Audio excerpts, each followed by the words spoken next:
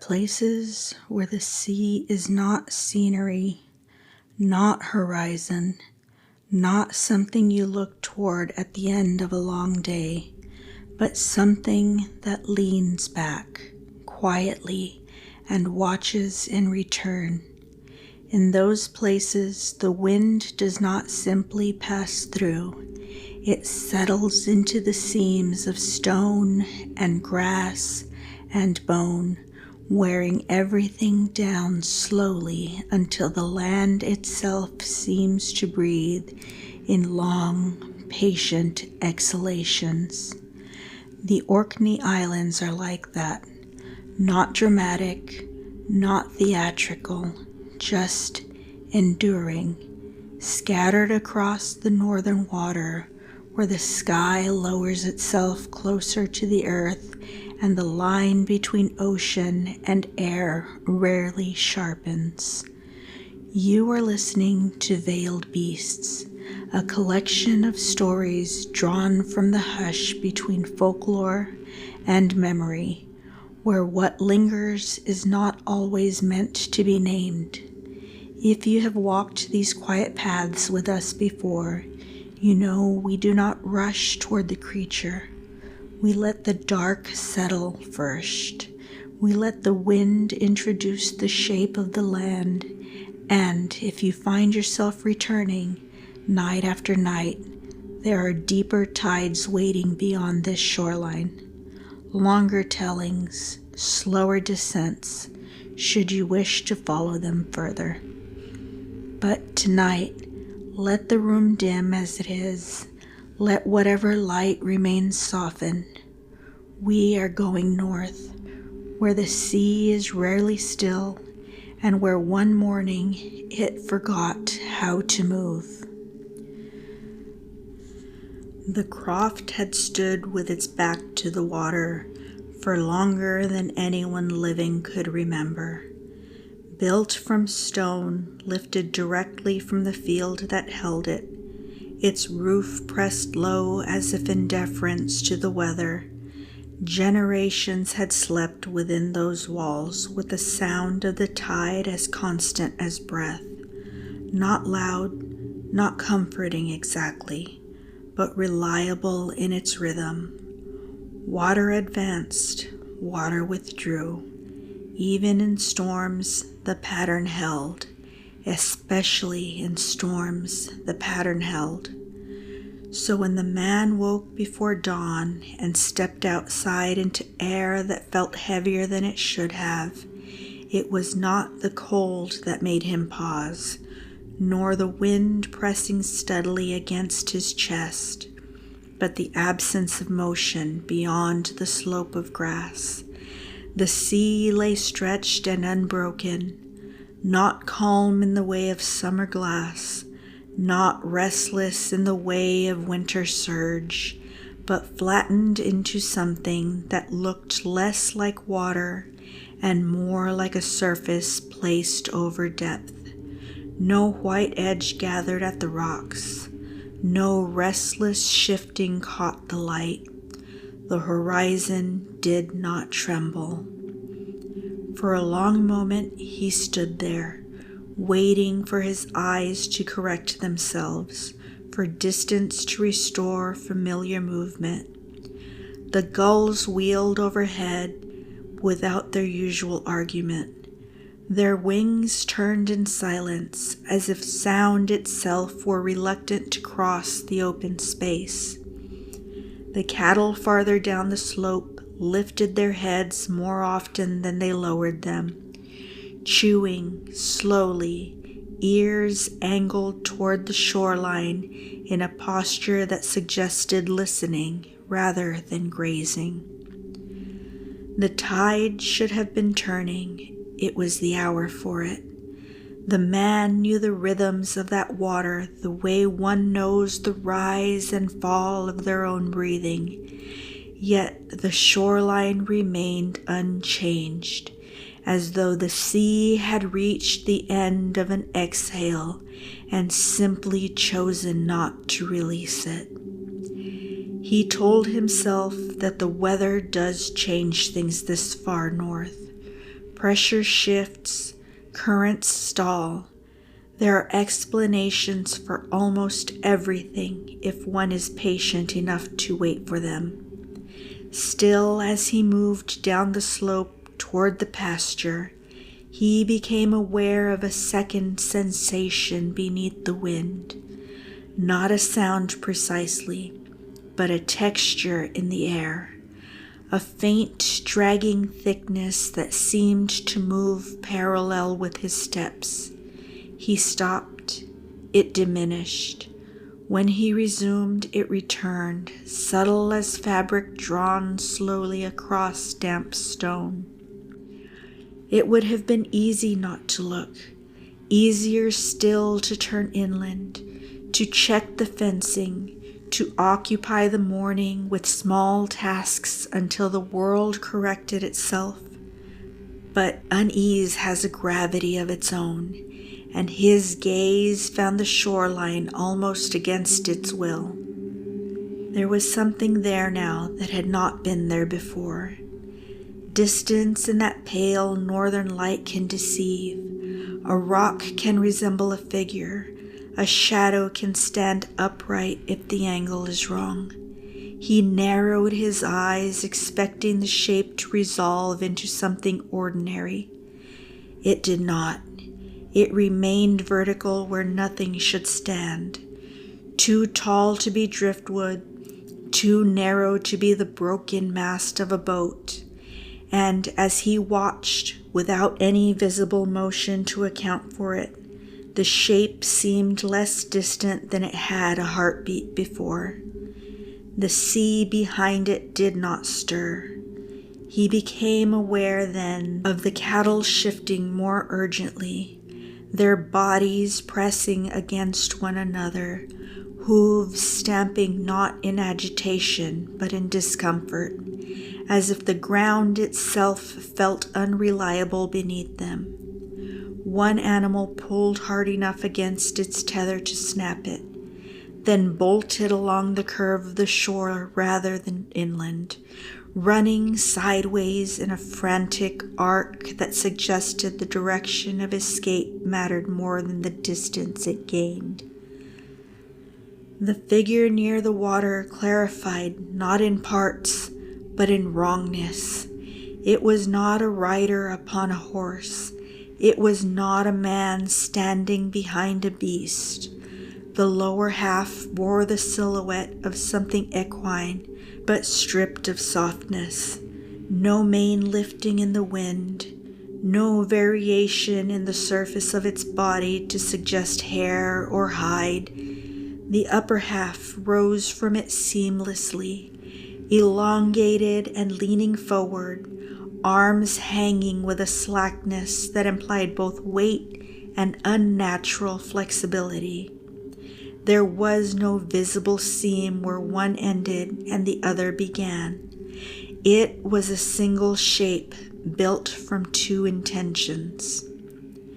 The skin, if it could be called that, seemed to stretch too tightly across the structure beneath, as though whatever lay under it resisted containment. Even at that distance, the surface appeared raw, not bleeding, not torn, but exposed in a way that suggested it had never been meant for open air. The man did not feel panic in the sudden, sharp sense that drives the body to immediate flight. What came instead was slow constriction, a narrowing of the breath that made the space inside his chest feel smaller. The wind continued to press against him, steady and familiar, yet around the figure near the water the air appeared still, untouched, as though the weather itself refused to cross the boundary it occupied. Again, without visible stride or shift of weight, the shape grew nearer. Sand should have given way beneath hooves. Stone should have marked the impact of steps. Yet there was no sound of approach, only the faint metallic edge in the air growing sharper. tinged with something sour and overheated, like brine left too long beneath a relentless sun. The man became acutely aware of his own body, the pulse at his throat, the slight tremor in his fingers, the instinct that urged him to step backwards, even as his feet remained rooted. It was not paralysis born of shock. It was the quiet, terrible understanding that retreat might draw attention more surely than stillness. The sea did not reclaim what stood upon its edge. It remained held, suspended, as though depth itself had risen and decided briefly to walk. And the thing that had come from it continued forward patiently, unhurriedly, closing the space between water and land with the inevitability of a tide that no longer needed to return.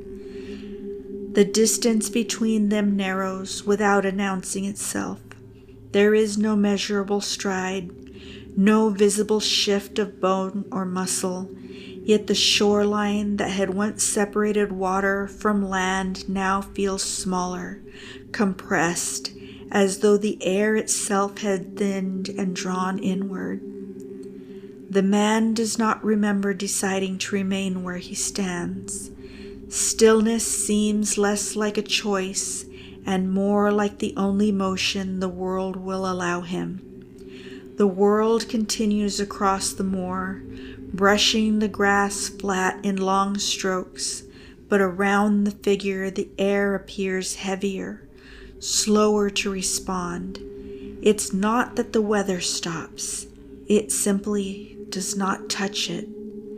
The creature stands within a pocket of atmosphere that behaves differently, as if the rules of breath and pressure hesitate there. The smell intensifies first. Salt, yes, but not the sharpness of fresh tide. This is salt left behind after water has retreated too far. Salt that crusts and hardens and preserves what should not be preserved. Beneath it is something metallic and faintly sweet, like blood dried in sunlight, though there is no wound to see. The scent presses against the back of his throat, and swallowing does nothing to clear it. The upper half of the figure leans forward a fraction more. The movement is almost imperceptible, but its effect is immediate. The sense of being regarded tightens into something undeniable. The head tilts, not curiously, not predatorially, but as if aligning itself with a frequency only it can hear. There are eyes now, though he cannot say when they became visible. They do not gleam, they do not flash. They are simply present, dark and depthless, fixed upon him with a steadiness that suggests neither hunger nor anger. It is not emotion he feels directed toward him. It is assessment. The lower body remains impossibly seamless with the upper, the long equine frame bearing the weight of the torso without strain. No mane stirs in the wind. No hair lifts along its back. The surface of it looks stretched, too tight, as though any deeper inhale might tear it open. Yet it does not inhale. It does not visibly breathe. That absence becomes the most terrible detail. The sea has not resumed its motion. It lies flat and suspended, reflecting a sky that now seems slightly dimmer, as if a veil has been drawn across the light. The gulls have widened their circle, drifting farther out without calling. Even their wings sound muted. The man becomes aware of his own breathing in contrast, shallow, uneven, louder than it should be in his ears. Each inhale feels insufficient, as though the air has thinned by degrees he cannot measure. A faint warmth gathers at the base of his neck, spreading slowly outward, not burning, but fevered, like the onset of illness before the body recognizes it as such. Behind him, one of the cattle gives a low sound that trembles into silence. He does not turn to look. He knows instinctively that breaking eye contact would be a mistake, though he does not know why. The creature has not demanded his gaze, yet something in him understands that looking away would acknowledge a boundary he is no longer certain exists. It advances again. This time he sees the shift. Not a step, not a lift of hoof, but a glide that carries it forward with terrible smoothness, as though the earth offers no resistance beneath it. The grass it passes over does not bend beneath weight. It simply lies flatter afterward, darkened slightly as though pressed by unseen heat. The smell thickens. The warmth spreads. A dull ache begins behind his eyes. The creature's upper body lowers until its face is nearer to the level of his own. Its mouth parts slightly, not wide, not threateningly, just enough to release a slow exhale that does not resemble breath so much as the movement of air displaced by something enormous shifting in a confined space. When that exhale reaches him, it is not wind he feels, it is dryness, an absence of moisture that pulls at the inside of his nose and throat, leaving them raw. The taste of iron settles across his tongue. His vision blurs at the edges, not from fear, but from something physical, something atmospheric, as though standing too close to a kiln or a field struck by lightning moments before. Somewhere beyond the narrowing field of his sight, he is aware that the pasture has gone quiet. No hoof stamp, no tether strains. Even the wind seems to hesitate before crossing the space between them. The creature's eyes do not blink. They do not need to. In their steadiness, there is something older than malice, something tidal, as if this meeting is not accidental, but cyclical, part of a pattern that does not depend upon human memory to sustain it. The heat intensifies subtly, not enough to scorch, not enough to ignite, but enough that sweat gathers beneath his collar despite the northern chill. His pulse slows in response, not quickens, a strange sinking sensation as though his body is conserving itself for something it cannot yet name. The creature is close enough now that he can see faint, almost translucent stretch of its skin over muscle that shifts without rhythm. There are no visible veins, no hair, no sign that it belongs to air at all. It looks less like an animal exposed and more like something unfinished, brought to the surface before its shape was meant to hold. And still, it does not hurry. That is the most unbearable part.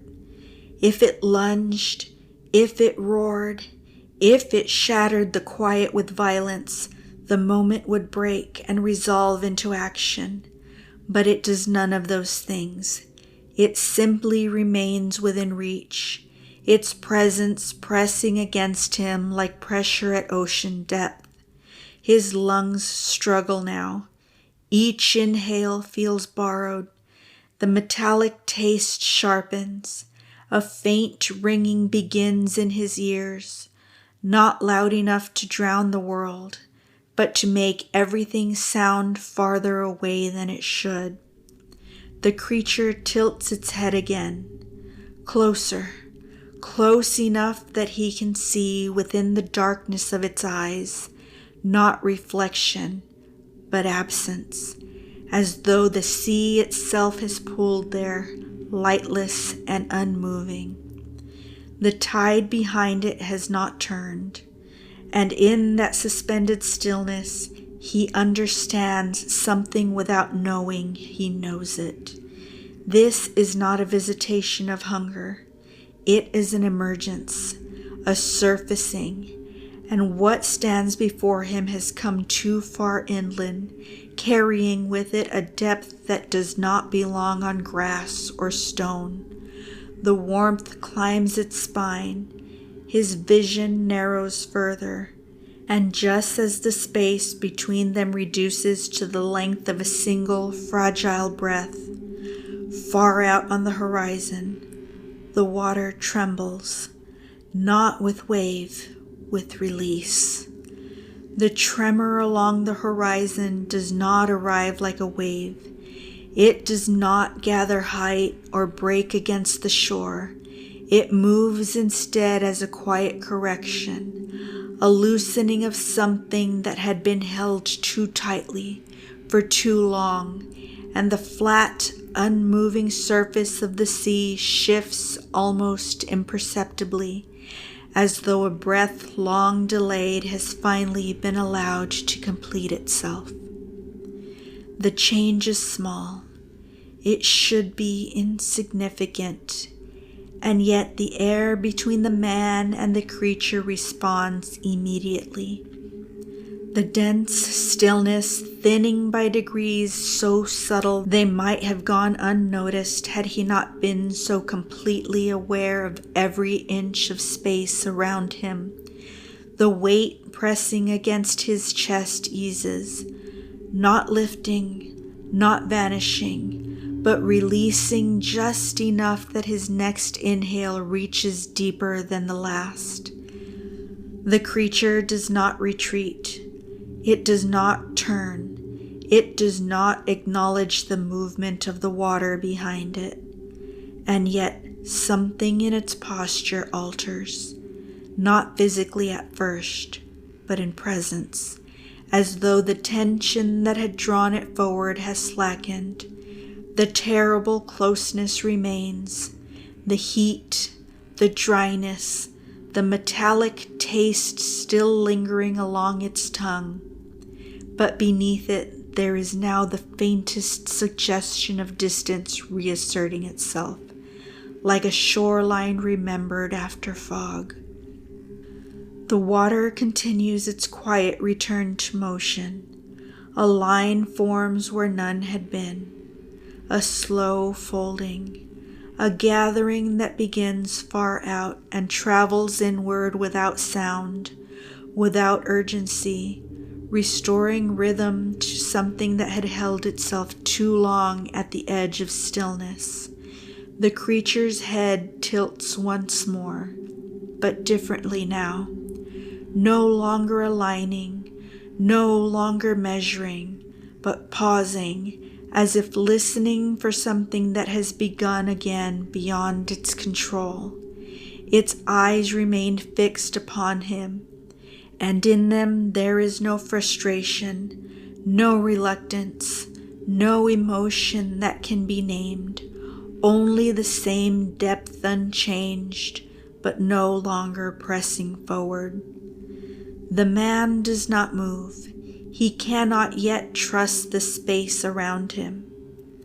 The heat lingers against his skin, though it begins to recede, not cooling all at once, but withdrawing slowly, leaving behind the memory of its presence in the way stone retains warmth long after the sun has lowered. His breathing steadies in uneven increments, each inhale slightly fuller than the last. each exhale carrying away some small portion of the metallic weight that has settled in his chest. Behind the creature, the sea continues its return. Not dramatic, not violent, just movement, small at first, then certain. The line of the tide reforms, shaping the edge of the world into something recognizable again. The creature lowers its head by the slightest degree. The shift is enough, not a signal, not a warning, but an ending.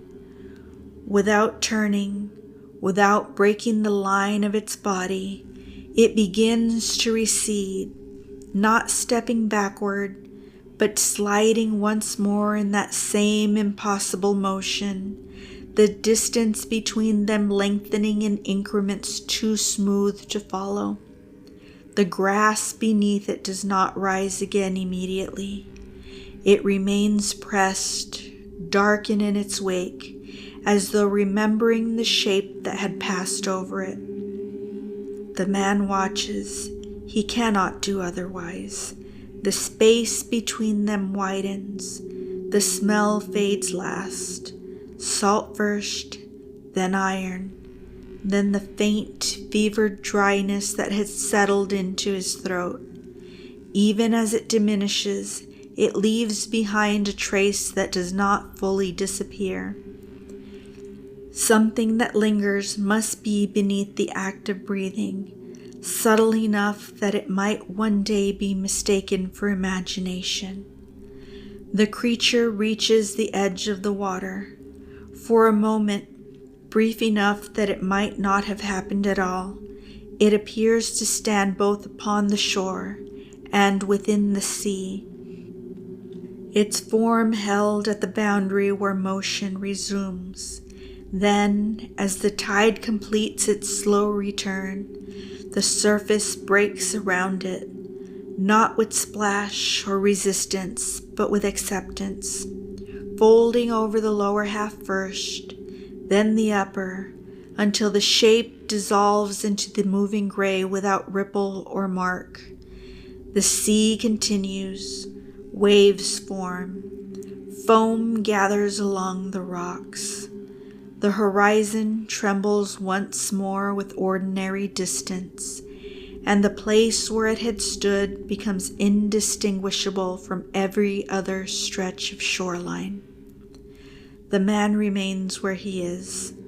Time does not rush back in. It settles, gradually. The wind finds him again in full, pressing against his chest, lifting the edge of his coat. The gulls return to their voices, sharp and immediate, as though nothing has interrupted them. Somewhere behind him, a hoof shifts uncertainly against the earth. He exhales. The breath leaves him more easily now. He does not approach the water. He does not need to confirm what has already impressed itself too deeply to question. Instead, he turns slowly, each movement deliberate, as though reclaiming the weight of his own body in a world that has resumed without fully restoring itself. The walk back to the croft is not long. It feels longer. The grass moves as it always has. The ground holds firm beneath his steps. Nothing in the land declares what has occurred. And yet, something does not sit entirely as it had before. Inside the croft, the air is warmer, held close by stone walls and the memory of fire. He closes the door behind him, and for a moment, the quiet feels complete again, contained, separate from the shoreline beyond. He removes his boots, sets them in their place, moves through the small familiar motions of mourning, and still there is a hesitation, not in his hands, not in his steps, in the space around him, as though the air has learned something and has not yet decided whether to forget it.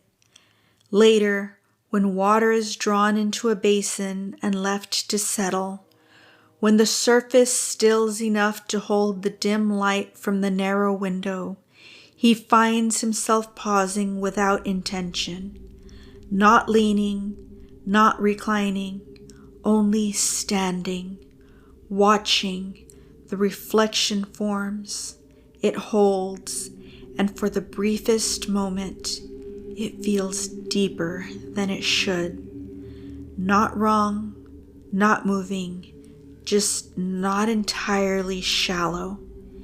He looks away, and the feeling passes. The room remains, the day continues.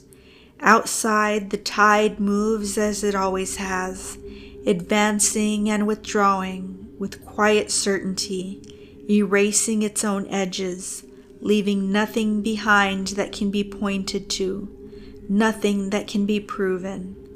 Only the rhythm, only the motion, only the understanding held without language that there are moments when the sea does not forget how to breathe.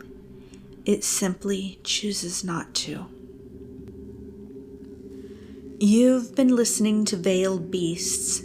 If this story lingered with you, if you felt that quiet shift in the air, you can follow deeper into these places.